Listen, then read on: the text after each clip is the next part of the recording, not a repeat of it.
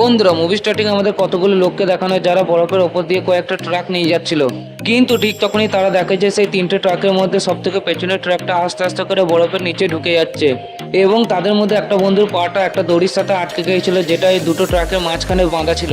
তখন ওই লোকটা বহু চেষ্টা করে তার পাটাকে ওই দড়ির মাঝখান থেকে বার করার, কিন্তু ট্রাকটা যত বরফের ভেতরে ঢুকে যাচ্ছিল ওই লোকটার পাটা আরো বাজেভাবে সেই দড়িটার মাঝখানে আটকে যাচ্ছিল।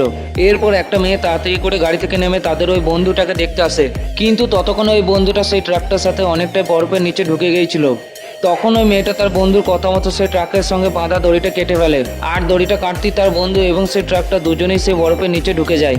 একটু পরে তারা তাদের বন্ধুর কথা মনে করতে করতে বাকি ট্রাক দুটোকে এগিয়ে নিয়ে যায়, কিন্তু এবারও তারা দেখে যে সেই দুটো ট্রাকে ওজনের কারণে তাদের পেছনে বরফটা আবার ভাঙতে শুরু করেছে। তখন তারা নিজেদের প্রাণ বাঁচানোর জন্য সেই দুটো ট্রাককে ফুল স্পিডে দৌড়াতে শুরু করে, কিন্তু ভাগ্যক্রমে তারা তাদের ট্রাককে ব্যালেন্স সামলাতে পারে না এবং সেই দুটো ট্রাক আবারও পাল্টি খেয়ে যায়। কিন্তু এবার তাদের ভাগ্য ভালো ছিল, কারণ এত বড় বড় দুটো ট্রাক পাল্টানোর পরও তাদের প্রাণের কোনো ক্ষতি হয় না।